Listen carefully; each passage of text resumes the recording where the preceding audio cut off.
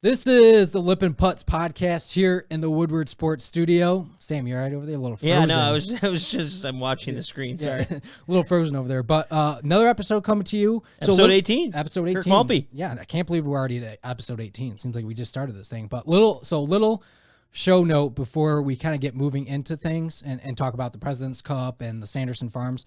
So with the fall season and, golf kind of being in a bit of a lull, we're going to move the podcast to every other week for right now. Unless there's like groundbreaking news that happens in the next week or so, then we'll do a podcast next week. But from here on out, you guys can kind of plan on having us on every other week throughout the fall until we really pick things back up. So I'll watch out for that. And again, we'll let you know if anything changes. I'll tweet it out through the Lippin Putts Twitter account and keep you up to date that way. But like I said, we do got to recap the President's Cup. United States did take it home. We'll touch on that. Then we got the Sanderson Farms Championship this week. Not the strongest field in the world. But yeah, just thoughts on the President's Cup. Yeah. And then LIV Golf news too. So a little bit of news coming out of there too. Exactly. So some random news drops on a Tuesday. But yeah, no, you talked about President's Cup, United States winners again. I think it's like their ninth in a row, I believe, since the tie in 2003. Yep. So ninth in a row for the United States. Man, was it a thrilling 17.5 to 12.5 point victory. I think you called 5 points, roughly. I don't know. I just said it was going to be close. I was hoping it was going to be like a 2-point I don't think victory. was it close? I scored, it's like a basketball game. A team could lose by 5 at the end of the game, and they were getting killed, or they could lose by 15 at the end of the game, and it was a close game. It was closer than how it was going to look come Saturday morning. Yeah, I think there was like a 30-minute period at one point on Sunday where there was some maybe... But then so many things had to go right. And yes, you're right. It was 8-2 going into Saturday morning. So on the weekend, if you're looking for positives, the internationals won the weekend. Correct. Yes. Some people are saying that's all that matters. What I would say to that is it'd be like the some team being up, a lot at halftime, and then they lose the second half, but they still win by 2 touchdowns. I was going to try to do like a Lions joke there, but they blew it, so it didn't matter. So it's like, yeah, just because you lost the second half, did you really, you were playing your backup? So I don't know. But, United States win, and I think we both have some interesting takeaways, both from the U.S. and international side. Yeah, I think the biggest highlight of this entire event, well, I guess 2. I'm going to go with 2 highlights on my own end, is one, Jordan Spieth goes 5-0. Goes just, him and Justin Thomas were a juggernaut of a team. Went 4-0 in team play, and then obviously Spieth lost his match. Thomas lost his match on Sunday, and Spieth won his. So Spieth perfected the perfect record of going 5-0. Max Homa went 4-0 as well. But I think the true storyline of this entire event, regardless of who won, who lost, Tom Kim. The emergence of Tom Kim. Luckily for us, we've been talking about him on this podcast. I went up to him at the Rocket Mortgage Classic, not a big deal, and said he's the fucking man. So this is kind of a guy that we've been rooting for. And the fact that we watched him come out of his shell this weekend was just unbelievable for not only himself, but the game of golf. Yeah, no, I mean, I would sit here and say, he's a character. And I think we found that out once he won the Wyndham, and there was a little more interviews and speculation for him. Obviously, he had a really good summer. But yeah, the dude's 20 years old. I think he's the third or fourth youngest player to ever play in the President's Cup. Jordan Spieth did have him clipped on that. But yeah, you're right. We don't get to see a lot of these international players, week over week. They don't get highlighted. I would say all 12 American players were probably getting more recognition than all 12 international. I mean, maybe not Hideki. When we're talking about specifically the United States. And yes, Adam Scott has had a long career, but I don't think he gets nearly as much recognition as maybe the other guys do nowadays. And so this event was a great opportunity to highlight some of those guys. And yes, Tom Kim became probably a big fan favorite. Now, hopefully he can keep that momentum of the fandom into next season, because now we'll have this lull. But yeah, I mean, he's the story. He went 2-3, cool, but we don't really need to talk about the record. But the energy that he brought, the excitement, the passion, that's what we'd love to see, and stuff that, I don't know, we aren't used to that. It's one in golf in general, and it's become a little more prevalent, but especially with individuals who maybe come out from the Southeast Asia or the Northeast Asia area, whether it be Korea, Japan, China, you don't get as much of that fan engagement. And part of it's a language barrier, but Tom really embraced that. And it was exciting to watch. Yeah, it's just the emotion, right? Just that you don't see that a lot out of the international players to begin with. At least from, I would say, the Asian culture. They're much more reserved, but that's not Tom Kim whatsoever. Not to say that I'm not saying he's Americanized by any means, but like he does speak perfect English, even though when I don't speak perfect English from time to time. So for him, it seemed like a little bit different. Like he was able to talk with he was able to talk with the U.S. competitors a little bit more. You see guys like Sanjay who've been on the tour for quite a few years and doesn't speak that perfect English. So there's a little bit more of a connection, I think, for the American fan base, just because you see in the interviews is that he is fluent in English and he can speak multiple different languages. So I think that's unique, and I think that's great for the PGA Tour.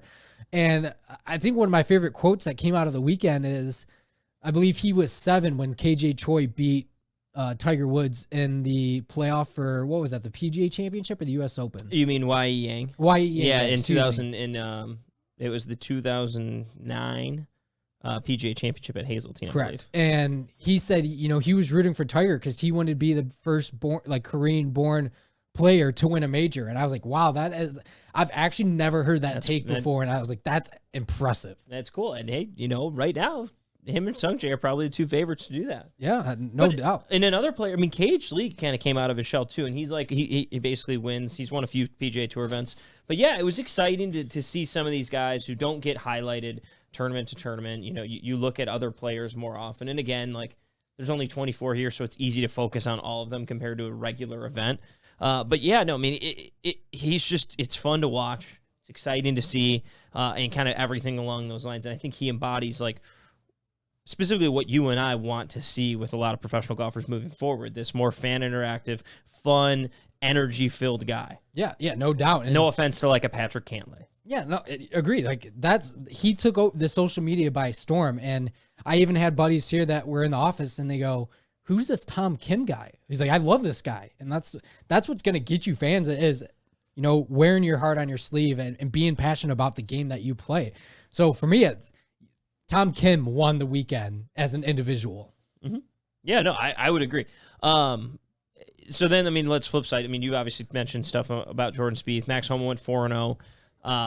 So those two guys go in, undefeated. Spieth, the longest tenured American on the team, who's been in 8 of these team events. Which is crazy. Homa, a rookie. And then Justin Thomas, 4-1. Obviously, you got to highlight a few of those guys. Max Homa made the big putt on Friday night, which was the second day. Basically to help get him to 8-2, but he talked about like that was the most exciting thing that he has never really been able to experience in this birdie putt. I think it was actually to have the hole with Taylor Pendrith. Because Pendrith made a big putt on that hole too. Yeah. And so it's really exciting and everything from them, because there were some other guys who maybe disappointed a little bit, which we'll get to. But I did not expect to see Jordan Spieth going 5-0. I kind of expected to see what Schauffele and Cantlay were going to do. They both went 3-1. They lost the one-team event. But yeah, no, the Spieth and Thomas team just looks like it's a team that is going to be, stalwart for years to come in Ryder Cup and President's Cup. And we haven't necessarily, we've seen them paired up before, but, we haven't really seen them win like this over and over again. And they do have fairly good records in this event, but, I think, what was it, Ryder Cup back in 2018, Spieth and Reed were paired up together. So like you saw the pairings. Like it always hasn't been Justin Thomas and Spieth together, but now looking forward, it's like, why would you ever split these two up? Yeah, if you're looking at the Americans, you have Cantlay and Schauffele, and Spieth and Thomas is like, okay, here's our top 2 teams. Like, go beat us. Yeah. I don't know if you just did a U.S. versus the entire world, you could try to find 2 really competitive teams where if over the course of like a best of 7 series, you're gonna. They'll be competitive, but I don't know if you're going to win fully every time. Those 2 teams are really locked in. And Spieth gets his first individual win in individual singles. He had never won between the Ryder Cup and President's Cup, so nice to get that monkey off the back when it didn't matter a ton. But yeah, no, I'm really curious, and we'll go down. I think we want to go down the rosters and just maybe quick thoughts on each player. But if you look at future U.S. teams with those 2 teams, solidified, it's hard to find even whoever the next 8 guys are, it's hard to find a gap there. Yeah, no, and I look at those guys as well too, especially the Spieth Thomases. We talked about it last week. They were kind of the guys that were taking the lead on this team moving forward, and they embodied that. And I think they like being in that position as the elder statesman of the team. even though they weren't the oldest guys on the team, but like they took that kind of as a challenge to themselves and they delivered on it. So going forward, you're like, all right, one, you're never going to break that team up. And essentially it reminded me of the Mollywood team of Tommy Fleetwood and Francisco Molinari from the Ryder Cup a couple years ago. For sure. No, and that's where you look at, I mean, one, the good news about this team, there's no guys that I think we look at and say, okay, who could have been there, who not. But you're right. I think this team that you just in the future, and it's different because the United States, you have every single year these team events, where Europe, you have every other, the international, you have every other. So we're going to get to see it more and more, and I just continue to see them building on it. Now, how much better can you get? It's more about how good you're playing, but there's an aspect of team chemistry and understanding how to play the other person's game as well. Yeah, agreed. And it was fun to watch, and a lot of people were like, oh, it was a very boring President's Cup, which we can touch on in a minute because I know it's going to be a topic of conversation, just, you know, looking at the score, and like you said, it was 8-2 going into Saturday. Yeah.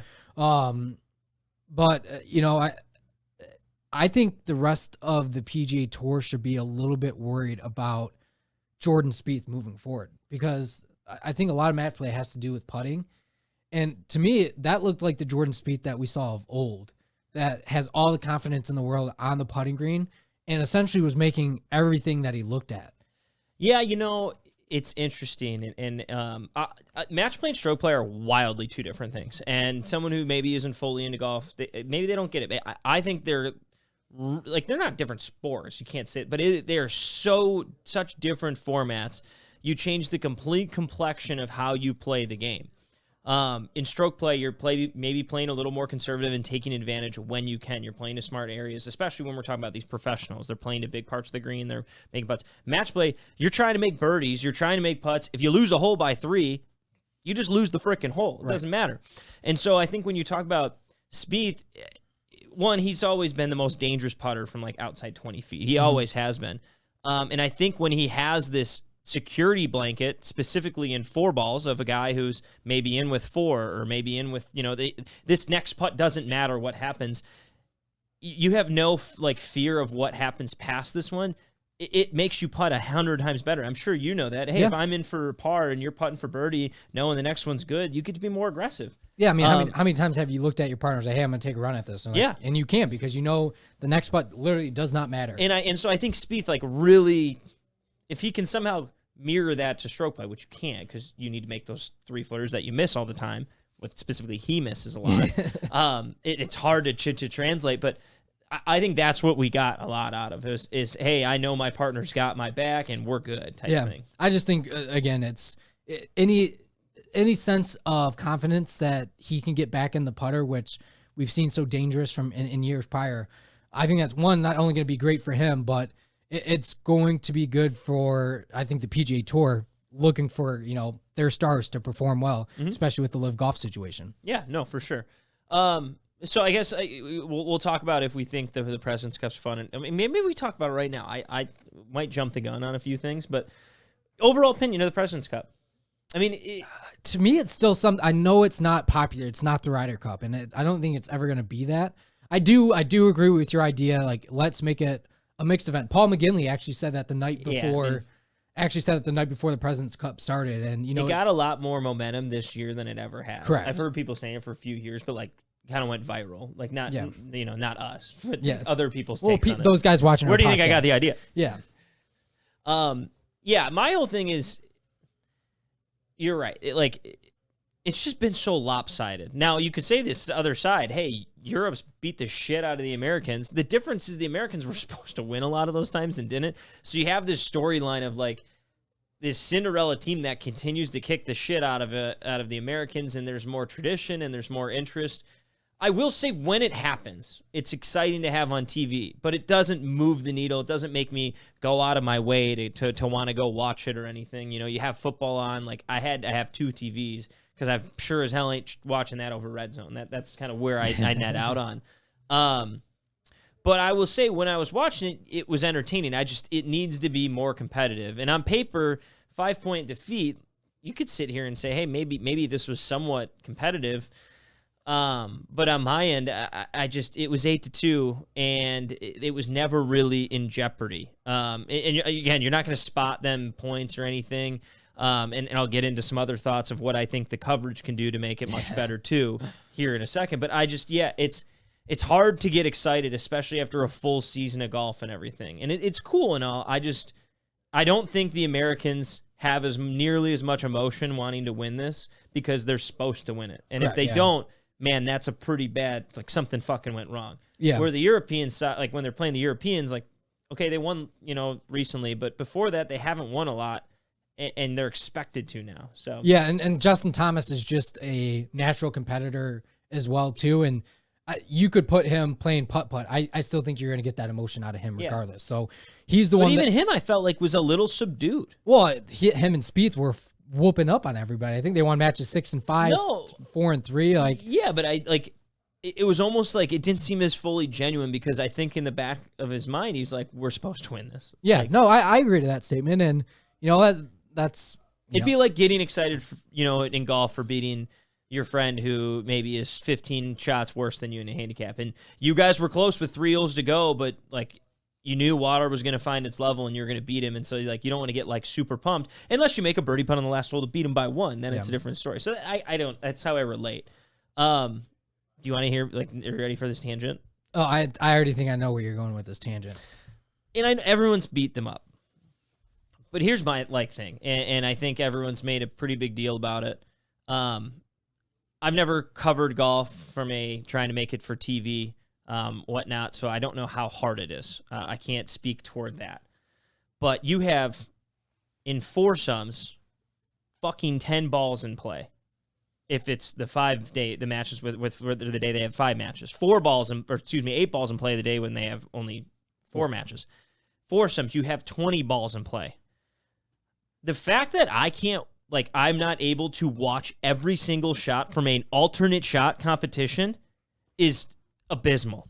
Like, I should be able to know where everything is at. It should not be happening that fast from a standpoint of, like, the fact that you're missing out on, the tee shot of Tony Finau and Max Homa on the 4th hole. Like, what? You're trying to follow 10 golf balls. Yeah.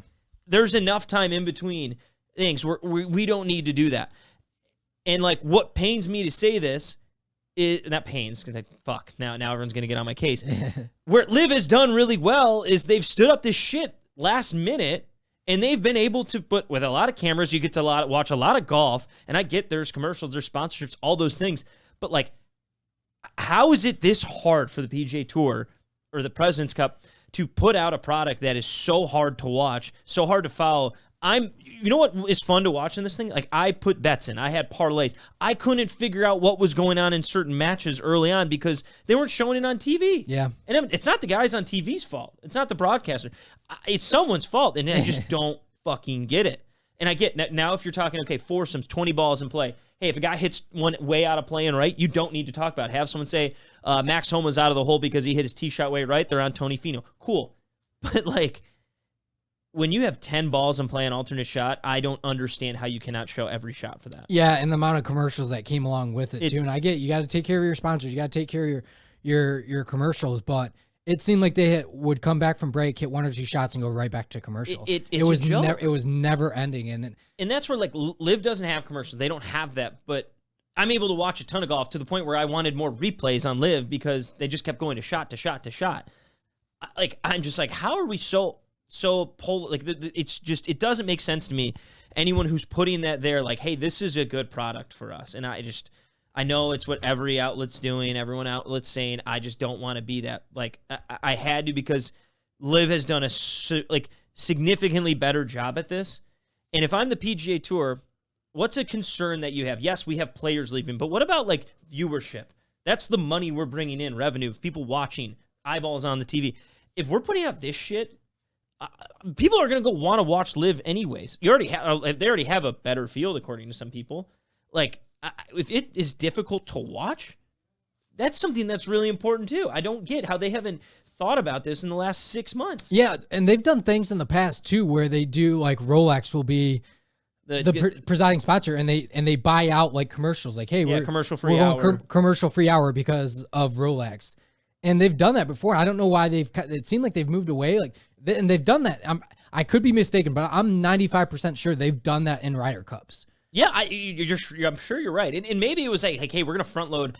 I just did that morning, or the foursomes day on Thursday, I was like, this is brutal to watch. And I just, it's unbelievably frustrating that you think you want to get people to watch this stuff, but inherently they're spending more time watching shit on YouTube, whether it be LIV Golf or other YouTube videos, because it's a better product than this. Yeah, and based on, again, up until, Saturday afternoon, you could watch the highlights of all the important shots in 5 to 6 minutes on a YouTube clip at the end of the day. Now, I did sit there and watch all of it, but it wasn't close after Friday. Yeah, so it's just not. Like, well, what's going to bring us to watch it? Like, and I don't know. That's just where I had to get on that. I think LIV's done a tremendously better job, and the PGA Tour, I get they've had to adjust a lot of different things, but this is something that you got to figure out something, what to do. And I've been beating this drum for probably 2 years. And when on my previous podcast is when, like, an argument with my buddies, not argument, but discussion talked about,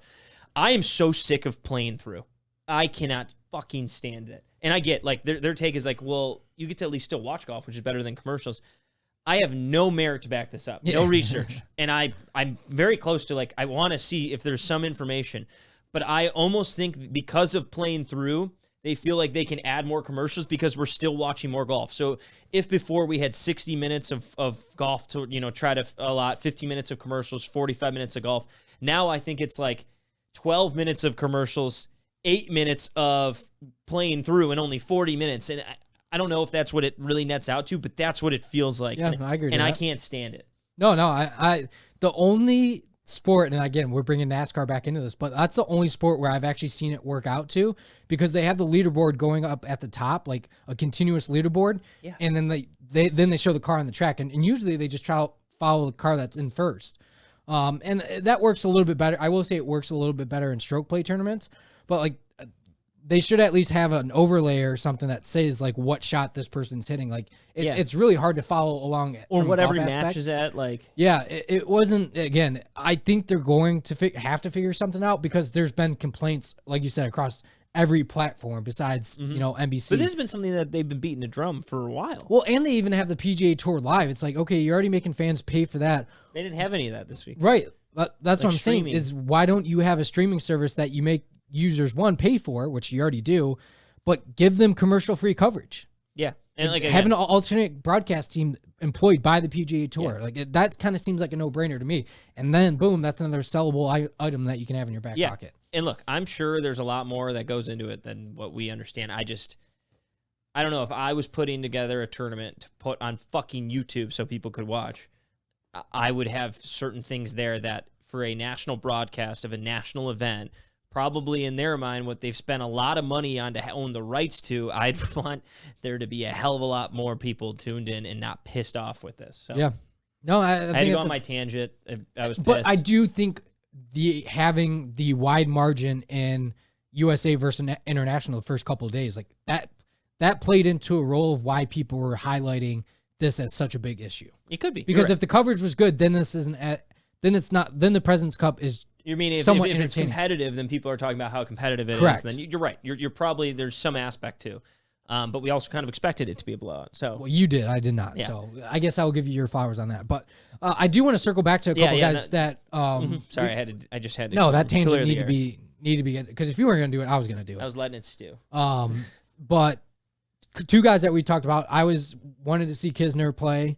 And then you wanted to see Billy Horschel. Both players didn't really fare too well over the weekend. And I guess what's your initial takeaways of what you expected versus what you got? Yeah, so we have written here, who excited you, who disappointed you.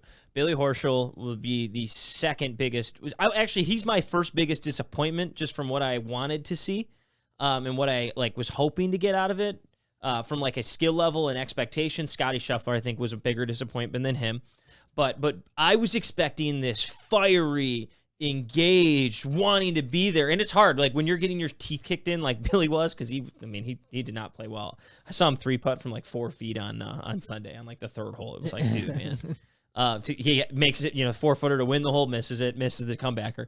But like he was someone, and again, maybe it's hard. He gets in, plays 4 balls on Friday, doesn't play foursomes, so they're up 4-1 already. Then the next day they go out. I think they tied that match, Billy, but he didn't play well. And then he didn't play until 4 balls again Saturday. I wanted to see more of him, and it was always like it felt like they were hiding him. And so I was significantly, disappointed with like his usage, but he didn't play well, so I get it. But then two, I almost think when you're playing bad like this, you need to manufacture emotion to try to fire yourself up and get better playing. And he just didn't do that. And I don't know why. I don't know what caused it. Yeah, it was. Once you brought Billy Horschel up last year, I was like, that is I kind of want to kind of keep an eye on too. From the Kisner standpoint, Kisner just, I mean, let's just be honest. He was the 12th guy on the team. Well, Quail Hollow's not been a course that's fared well for him. I think he's missed 4 out of 6 cuts he's played at the Wells Fargo. So. And that might have been a guy. I mean, I think it was a pick that they like. We owe you one here, and we don't know who else to take. Like you make sense enough.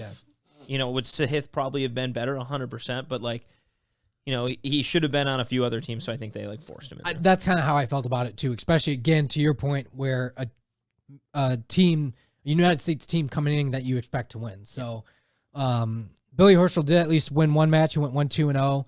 And Kisner went 0-2-1, so Kiz got a half point. But Kiz was also there for the entertainment purposes. Partying, yeah. Well, the first part is he went up to Davis Love, I believe, on Wednesday. So that was a true thing? Well, it was a true thing, but he ended up playing Saturday afternoon. So I think he was like probably saying it as a joke, but like, I thought it. Yeah, okay, so go on. Yeah, so the quote is he went up to Davis Love, I believe, on Wednesday before the event started. He said, hey, by the way, I don't want to play Saturday afternoon. He's like, wait, what? He goes, the Georgia plays at 3:30 on Saturday. He goes, I want to watch Georgia. And then he's like, are you serious? He goes, yeah, I'm a big fan of theirs. And ultimately, I think it turned out to be a joke, Kisner just being Kisner. But it made its way around headlines, and I was dying laughing because I was like, what a line to say. Like, you finally made one of these team events, and you say, oh, by the way, I don't want to play Saturday afternoon. Yeah, no, exactly. I think it's funny. And it fits kind of the bill of Kevin Kisner and who he is. Yeah, like make it seem like he doesn't care, but yeah, he actually does. What was your opinion on Scotty Scheffler? Shocking.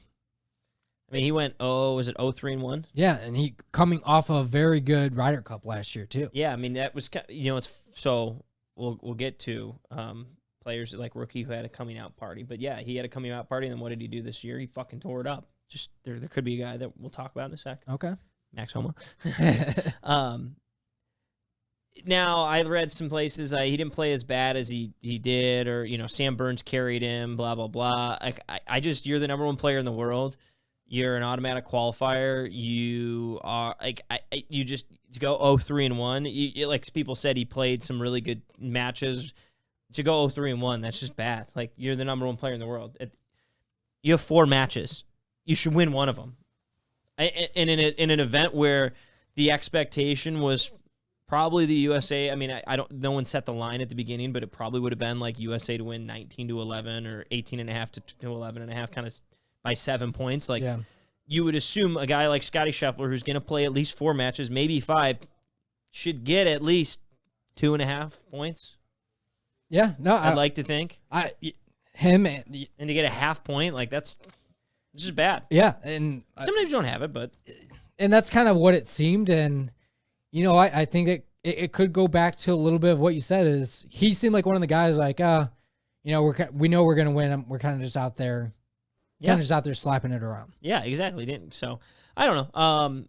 Morikawa had one bad match, but he was pretty good. Yeah, just kind of going down the list. Cam Young and his rookie in these good-ish, I would say. Yeah, 1-2-1. I was hoping to see more personality, and it's just not. Part of that is maybe the TV didn't show him, but maybe because he's just a dud. Like, yeah, I mean, but even in some of the press conferences and in the team events after, like, there's just not much there. Yeah. So we'll see. I mean, Sam Burns, his record, I don't think showed as good as he played. I mean, he played well. I think he was part of the reason that him and Scheffler were only in some of the matches. Yeah, exactly. Like they were somewhat competitive because, and I think he lost a match where he had like 8 birdies and 4 balls, and then they lost a match. Mm-hmm. I think that was when he was with Billy Ho. So yeah, he kind of got just plagued with bad partners, but a guy who you expect to be on teams kind of moving forward. But I guess looking down the U.S., I mean, we talked on everyone other than maybe like Tony Finau had a good week. We don't need to touch more.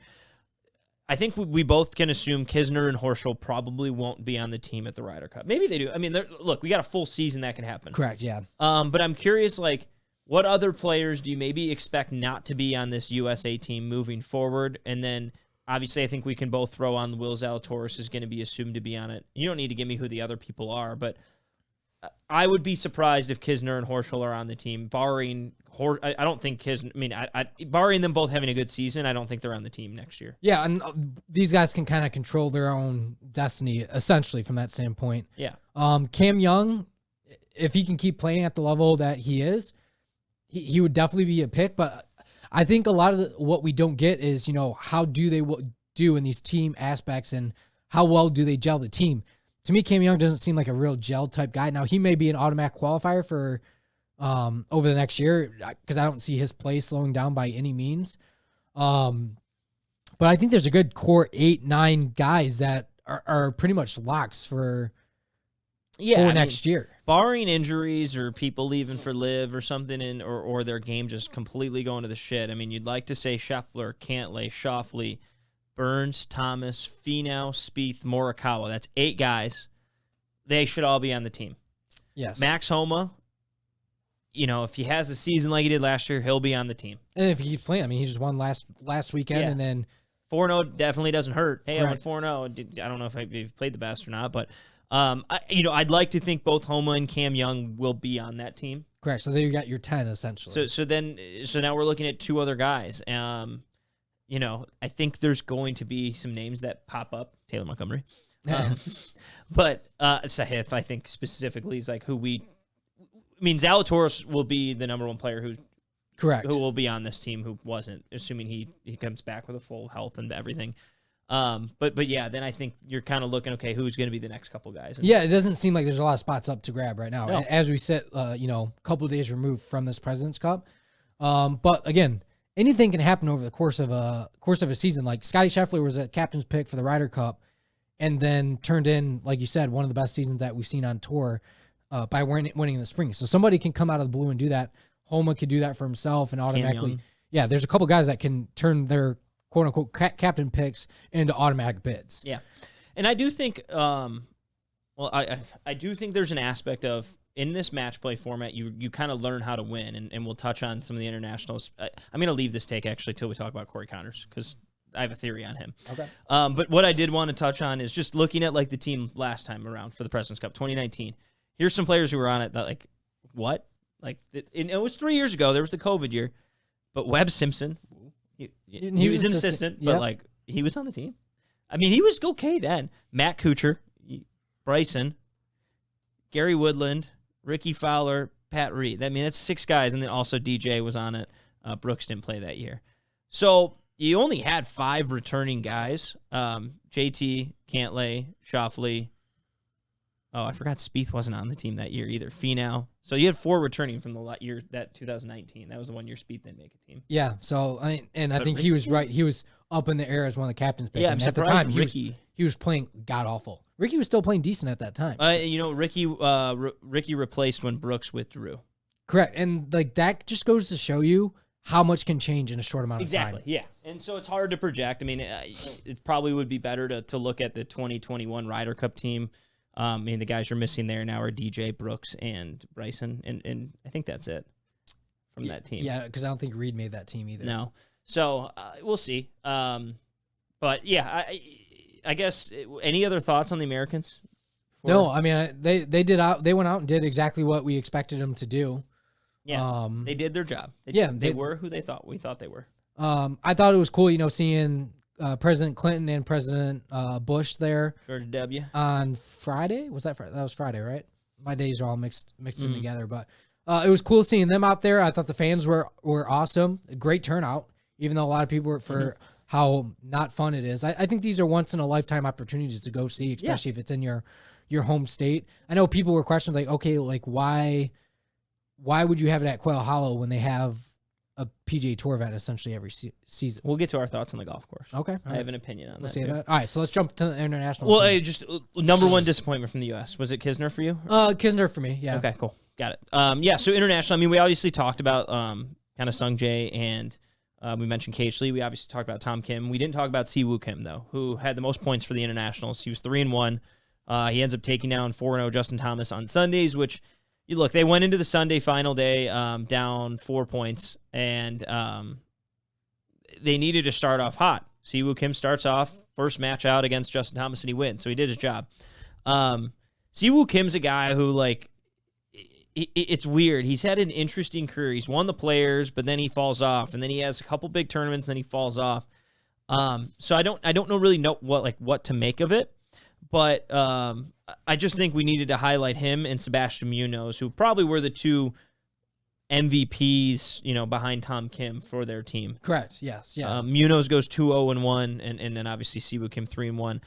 Some might question why is Munoz only playing 3 matches, not 5. Yeah, that's a Trevor Immelman question for you right there. That could be the analytics I can't answer and everything. It, but I guess any other guys you wanted to highlight who played well, maybe, or surprised you? I mean, Cam Davis surprised a little bit, but no, I mean, kind of what we expected is some of these guys seem starstruck by the situations that they were in. Taylor Pendrith, first ever team event, rookie. We had 9 rookies on the international team. So, I was expecting Adam Scott to be more of the leader. Matsuyama. But Adam Scott seemed like he was in the shadows quite a bit and didn't really seem to be like leading. Again, Tom Kim was the vocal leader of that whole squad. Yeah, well, that's a surprising thing. So to talk about what you just mentioned, there's 8 rookies on the team. The 4 guys who returned were Hideki Matsuyama, who was playing in his 5th appearance, Sung Jae, who was playing in his 2nd, Siwoo Kim, who was playing in his 2nd, first since 2017, and then Adam Scott, who was playing in his 10th. You'd think that a guy like Adam Scott would really be out there, would be much more ingrained, and yeah, I'm with you. He just seems like he's not a leader. He's a good role player. He'll do his job, but he's not going to be the guy to fire them up. And yeah, when you're looking toward a 20-year-old kid who no one even knew who he was 6 months ago, probably from I'm sure they knew who he was from an international perspective, but I don't know when they started thinking of him for the President's Cup. Might not have been till Scottish Open. Yeah. It surprised me, and so I disappointed in Adam Scott. Yeah, I would say so, because he is what I expected to be, that focal, leader. He got his dick kicked in the first match of the full thing with him and Hideki. And I think a lot of it too is from Adam Scott's perspective is, he's used to Cam Smith, Mark Leishman, a lot of former, or I'd say his friends that he gets to play. So for this was a totally new experience for him. I mean, he had to be the oldest guy on the team by a lot. And I could tell you that here in 2 seconds. By a large margin, if I'm not. If I sort it by age, you have Adam Scott, who's 42, older than the captain Camilo Villegas, next youngest guy on the team, K.H. Lee, 31, rookie. Yes. Taylor Pendrith, 31, rookie. So, no, I mean, it's he was literally older than one of the assistants. Yeah, which is... It's not easy. And trying to connect with guys that much younger. Can't say it's the easiest thing in the world. Mm-hmm. I will say the fact that Christian Bezadenhout only played 2 matches and he was 1-0-1. He played Kisner both matches. Yeah, well, yeah. But then you look at guys like Corey Connors and Mito Pereira, like those guys struggled. Yeah, and Taylor Pendrith struggled. Yeah, well, I will say Taylor Pendrith kind of got cucked. I think he was twice partner with Corey Connors. Here's where I wanted to push this off. Corey Connors was the anchor of the team this week. Yes. And I can give you a couple different thoughts. He was a rookie going in, but definitely the 3rd highest ranked player on the team, I believe. I'll validate that here shortly. 4th highest because Tom Kim passed him with his win. So Corey Connors, but you expected him to, again, be a locker room present kind of guy. And I don't know if he seemed like he really wanted to be there, everything along those. He clearly did. I'm sure this meant, but he just didn't look like he cared, and he didn't have it. Sometimes you just don't have it. Don't get me wrong. But what I was going to say is I do think there's an aspect to match play of, being that guy, being a dog, meaning I'm going to go take this. And look, this is coming from someone who, I struggle in match play because of that aspect. I can house cat my way to a good score in stroke play, and I can play conservative and do whatever. But when it comes to, having to go out and get something, it's hard. And I struggle with that because there's a different mental approach in match play. So what does Corey Connors really suck with? He's a bad putter. Yep. Simple as that. What has he not really done on the PGA Tour? Not really won, ever. I think he has maybe one win to his name. Yeah, I think it was back in 2019, if I'm not mistaken. Where he won. He won the Valero Texas Open in 2019. Yep.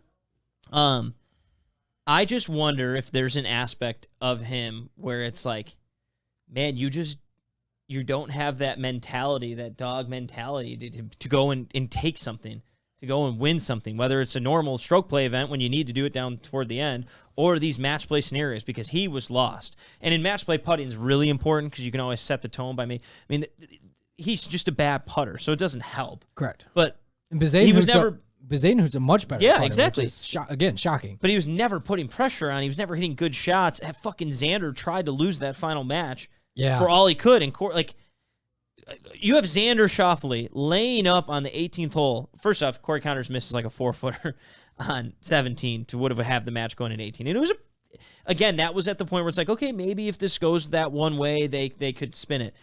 Well, Xander pitches out in the walkway where people are walking across. Kind of shitty lie. Corey Connors just has to put it on the green. Not an easy shot. Misses the fucking green.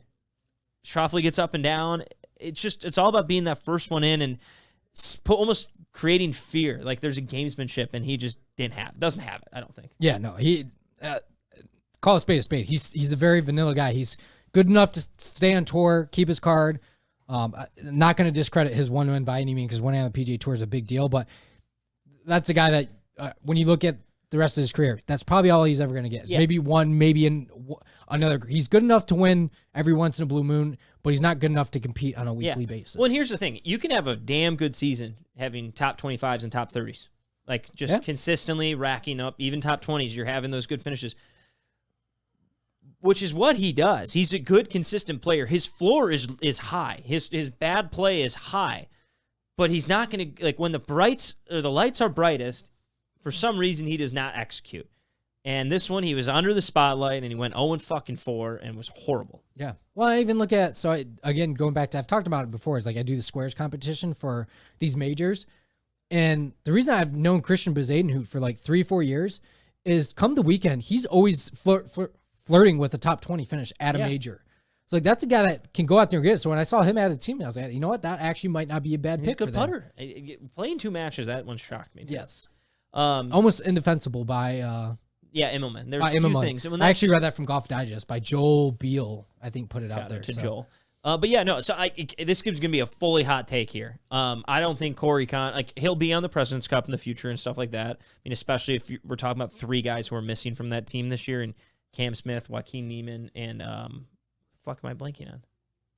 It wasn't even Mark Leishman who I was thinking. I was thinking of someone else. Oh, Lahari? Abe Answer. Oh, Abe Answer. Yeah, sorry. 3 good players, and then you obviously had a few others. Corey Connors would have been on that team either way, but I don't think he's going to have a good career. Some people would be like, hey, man, it was a bad week for him. He'll be fine.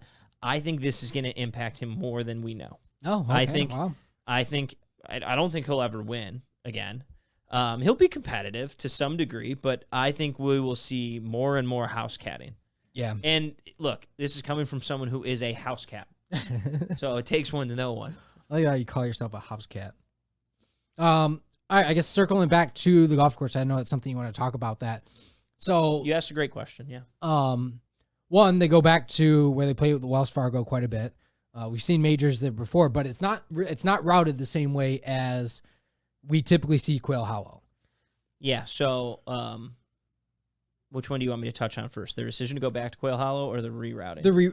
Let's talk about the rerouting first, because they take... Loved it. Okay, so what? I believe it's 16, 17, and 18. Yes. They start off as 1, 2, and 3. No. Okay, I'm going to have it backwards. Yeah. So what they did was 1 through 8's the same. Okay. And then they made 9 the 12th hole. Or, excuse me. Yeah, they made 9 the 12th hole.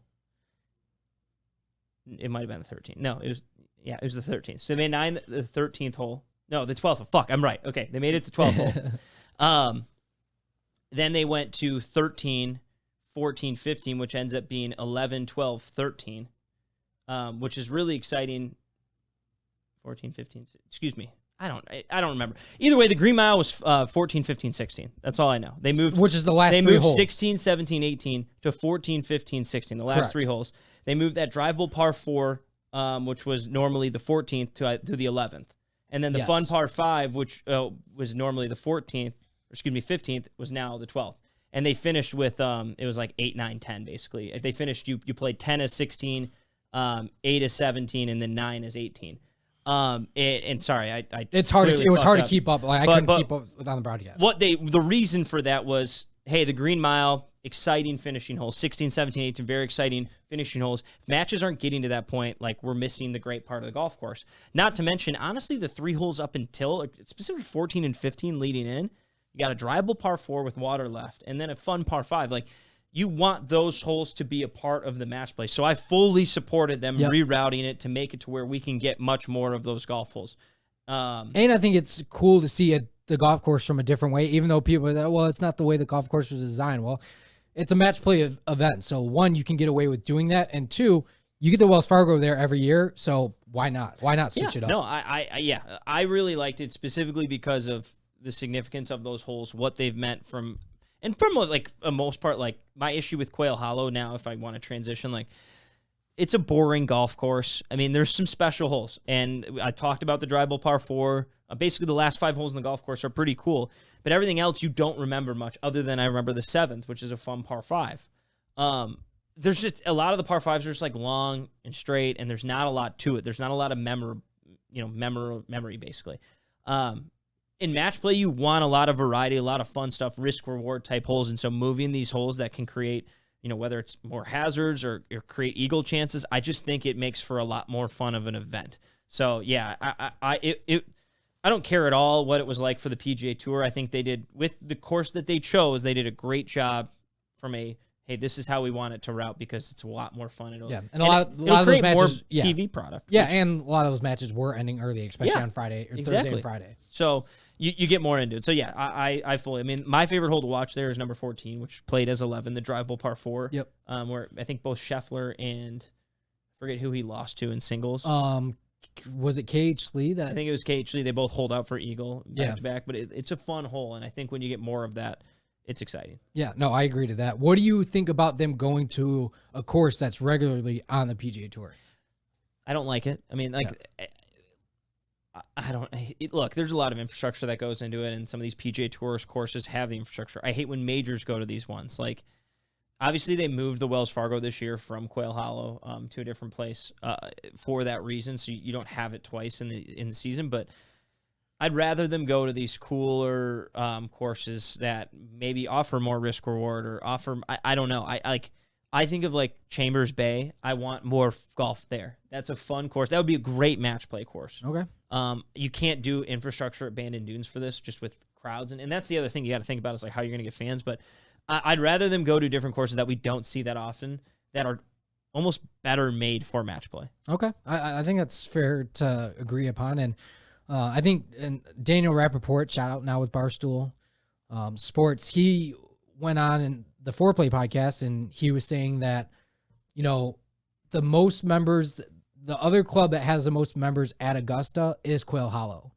So a lot of people think there was maybe some pull for, a lot of those top tier heavy hitter people, like, have some type of pull on the board with the PGA Tour to get that President's Cup there. So that was another. I'm sure there's an aspect. And look, I don't know what other courses they were deciding between or whatnot. I'm going to try to look up what the next couple courses are for this too.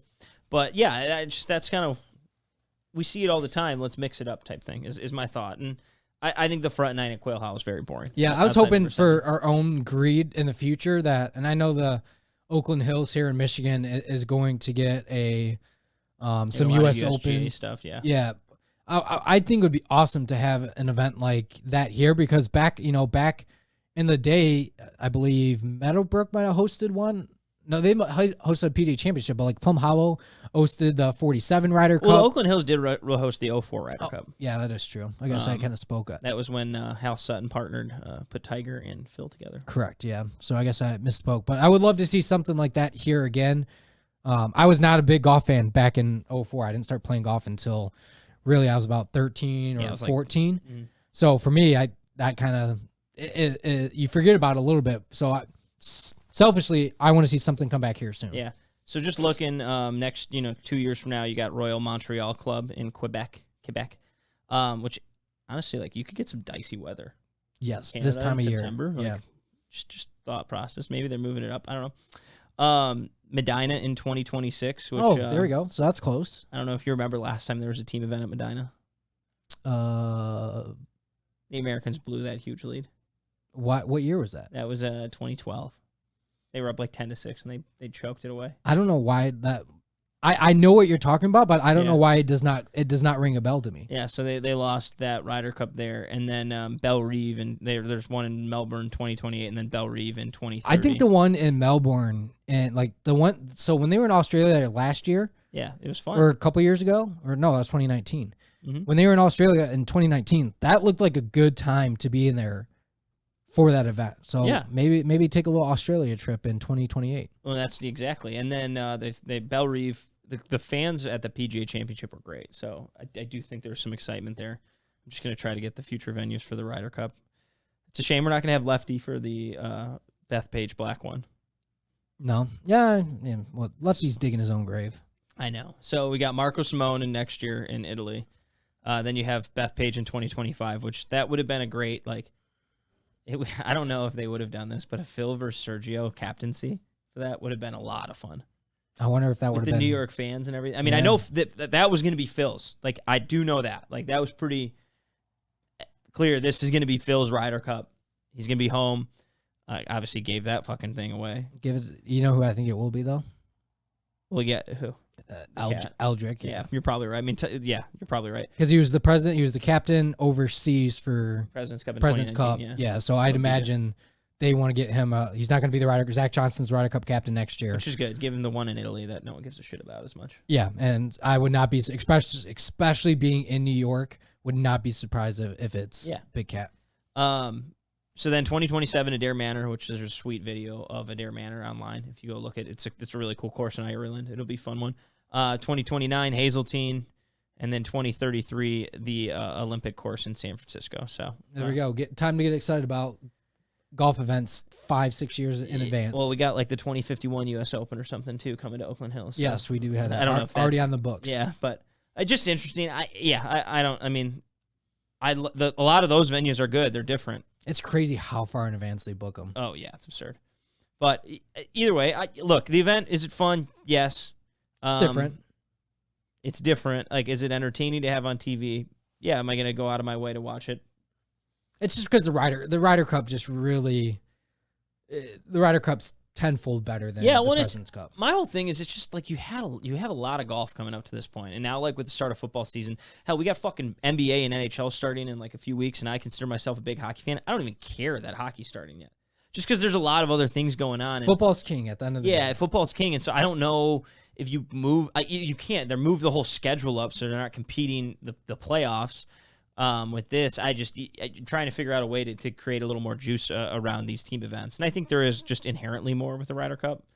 Yeah, I mean, I even look back to, like, you look to April when the Masters in, and that's when I think it's fun for us being big golf fans that you get buddies, you get friends that aren't the biggest golfers in the world, but they're watching the Masters that weekend. They'll text you like, "Hey, are you excited for this weekend?" Like, yeah, but like Ryder. Nobody cares. Like, not saying that nobody cares, like we care, but again, a lot of people's attention is drawn to football, and you're not going to get the casual fans that you normally do. Look, I'm a golf sicko, and I wanted to watch Red Zone over the President's Cup on Sunday. Fortunately, I had 2 TVs, but I had 3 TVs. I had the Lions game on one. I had talk about that. I had the Red Zone on the other, and then I had Ryder Cup or President's Cup on the other. So. But either way, Sanderson Farms this week, second PGA Tour event of the season. Sam Burns, the headliner, going into this week. And then our boy Sahith also playing in it. Guy loves to play golf. Yeah, well, he played there last year. Yeah, he's got to take on the momentum. Plus, he's coming into these events as a big favorite. Hopefully he can clip off. I think he had a good one, the first event. But watch out for Taylor Montgomery.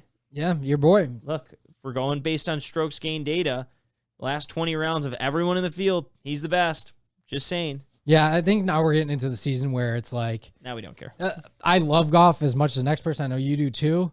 But you're right. You get into this lull, and we've said it here on this podcast. Like every sport needs a break. I fully believe it, and this is the only sport that does these wraparound seasons where it's nonstop, non-going. And I get you don't have the big players every single week, but come next year when there's the fall series where you're not having a ton of events every single week, that'll draw a lot more interest on a week-to-week basis than having these low field events. And this is the time, if I'm doing PGA Tour next fall, when this is not going to go toward the FedEx Cup, and you obviously have these big money events for the big players.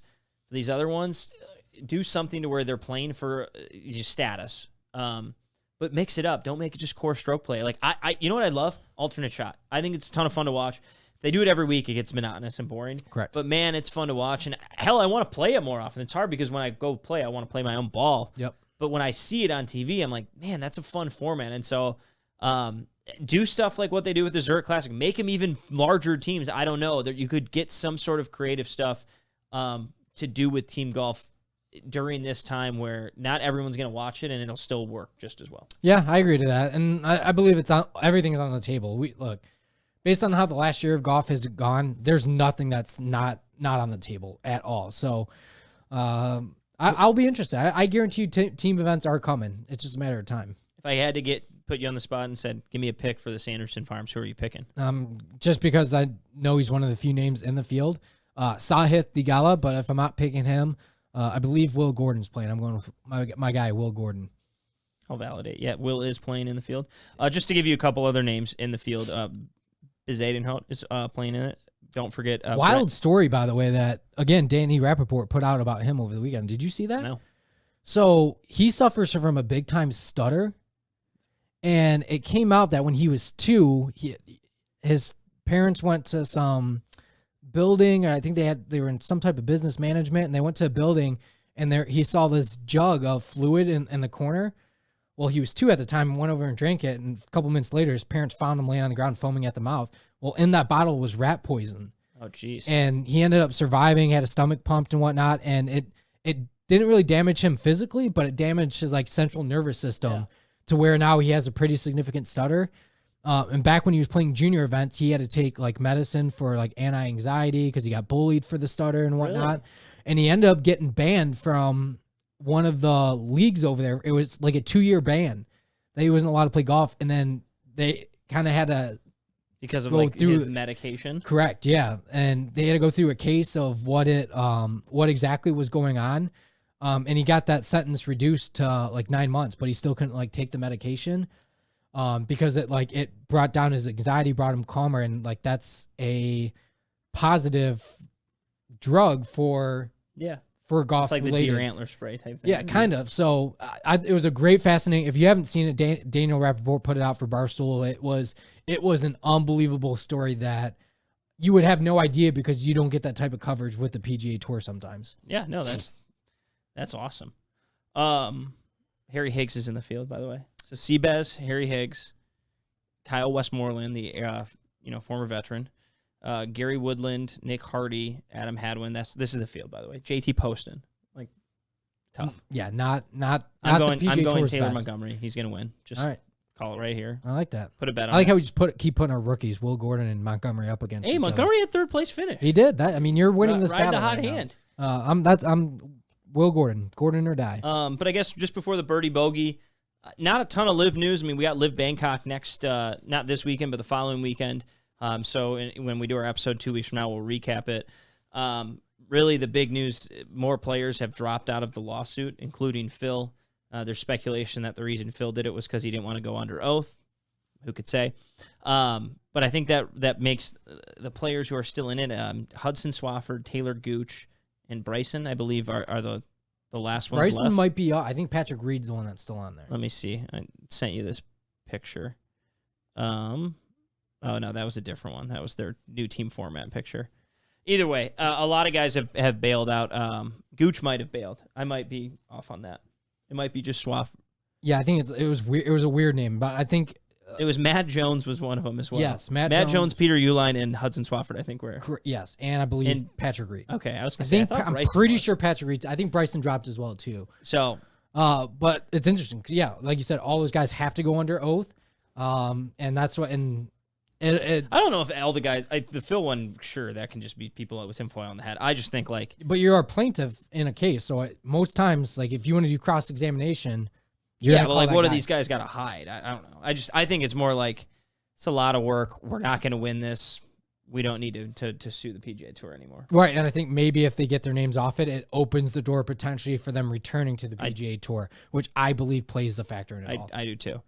And then the other thing was nothing's been reported yet, other than it sounds like a TV partner has been. They finalized a deal with a TV partner to host or to basically televise the final. LIV event this year in LIV Miami. Now that event was supposed to be 4 days. It's now moved down to 3 days.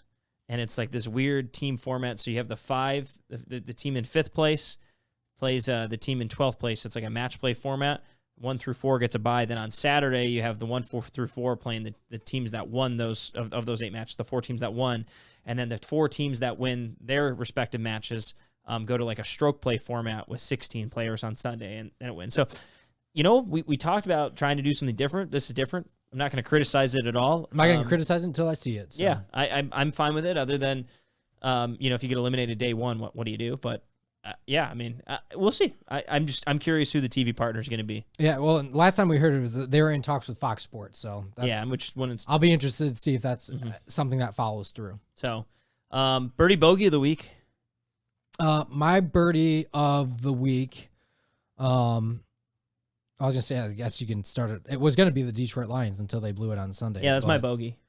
That's your bogey? They are who we thought they were. Yeah, I guess we can make that. They're not. They're different. But look, one thing I will say about this, not a football podcast, but we're going to talk football. Dan Campbell's faced the music. Like, yep, I fucked that one up.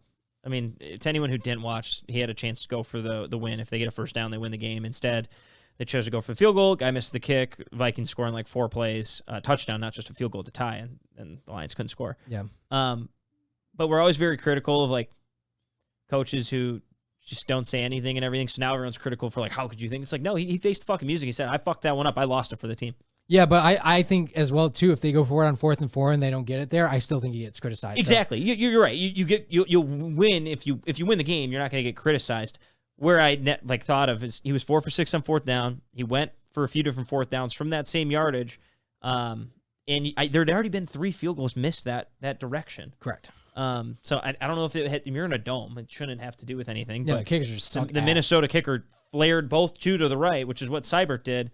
I don't know. You're right. If he doesn't get the first down, then everyone's like, well, you should have kicked the field goal. I don't know. Yeah, no, yeah, again, not a football podcast. Yeah, but that's my bogey. My birdie is, fall's here. That nice fall, crisp air. Sleeping with the window open. Oh. Very underrated. I get sick when I do that. So you have to be smart about it. You have to actually make sure you're checking the weather. And my allergies have been acting up because of it. But to me, there's not a better, right as you're falling asleep, sometimes you'll get like a little gust of wind into your window. Feels great. And then just the smell of fresh air, as you're falling asleep. It's hard to put that into how that feels. But I'm trying to do it by saying it's equivalent to making a birdie on the golf course. So that's my birdie of the week right now, and birdie every other night. I keep checking. If it gets down to the 40s, then I might open the window. But I think the low last night was 53. I was like, this is a great night to sleep with the window open. That's perfect. I was going to say fall is upon us. Vest season's here. I'm a bit I talk about when I golf. I like wearing pants, and sometimes outerwear. I don't know why I enjoy that. Yeah. 60-degree golf is I love that compared to 95. So I'm going to try to enjoy some of it. But yeah, vest season's upon us. So that's my birdie. Vest season, baby. Let's go. I didn't do great in fantasy football this week. I do. How about this little Peter Millar action I'm rocking? No free ads. It's the little hoodie. It's a hoodie. Look, if you're watching on YouTube, you put it up. It's a little hoodie. Oh, there you go. Quarter zip. So kind of a new thing that's in. I would never thought 5-6 years ago I'd be wearing something like this, but I get a lot of compliments on it. So shout out Peter Millar. I'm like a mutt. I have 6 different brands on right now. That's all right. I got FootJoy pants on. There you go. Well, we're not free ads. Bogey is my fantasy football league that I care about the most. I'm 0-3 in. It's tough. But the second one I care the second most about I'm 3-0. So a little Jekyll and Hyde in fantasy football. Exactly. You're going to win. You're going to lose some. I hate kickers and defenses in fantasy football. I had the Giants, I had them as my fantasy defense last night. I need to get 3 points. They gave up 23 points. That's it. What do you think they would have scored fantasy-wise? If they didn't get any tackle for losses, sacks, or interceptions, probably like 1 point. Okay, so -1. Now I get you get points for sacks, turnovers. They had none of those. I just this is why I hate defenses. A defense could have a good game, hold them to not that 23 is a great game, but hold a team and you still give up fucking points. And then I lost a fantasy game because Greg Joseph missed 2 field goals. Oof. I lost by half a point. I get negative points if they miss. So I'm out on kickers and defenses. I'm in 3 redraft leagues, and only 1 league do you lose points for a kicker missing. Yeah, and it's not like missing an extra point. You just miss field goals. Like, what if a guy attempts a 63-yarder? I think missing extra point, and then shout out to anyone that's in a fantasy league, start putting in your league. If you miss an extra point, it should be -5 points. I agree. 100% agree with you on that. It. Yeah. So. But I don't like kickers and defenses in fantasy, so. That's fair. I mean, I don't hate that, even though I seem to draft a pretty good defense every year. See, this is what I don't. I just say, fuck it, I'm going to stream them. But, yeah, it never works out. Yeah, I don't. I got I think it's luck is what it is. Yeah, you just got to find the teams that are going to get turnovers. That's really it. Turnovers. Yeah, which are not the Giants. No, not should have done the Cowboys. They had 5 sacks. Yeah, there you go. But again, so I think that pretty much wraps up the episode this week. Again, 2 weeks, so we're going to start moving to bi-weekly until golf really ramps back up. Year, yeah. So my guess is probably right around January. So again, if anything breaks that's groundbreaking, we'll do a quick emergency pod. But again, you'll expect episode 19 2 weeks from now. So we'll have at least a decent amount to talk about then. So it's gonna be a special episode, the Stevie Y episode. Yeah, Steve Arsman, shout out. Do not have him hanging up on the wall in here. Yeah. But if you are playing golf this weekend, hit him far, hit him straight.